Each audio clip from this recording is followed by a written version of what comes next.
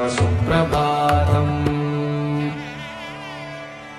पञ्चाननाब्ज पठति वासरशुद्धिमाला शेषाद्रिशेखर विभो तव सुप्रभातम् ईषत्प्रफुल्ल सरसीरुहनारिकेलफूगद्रुमादिसु शेषाद्रिशेखर विभो तव सुप्रभातम्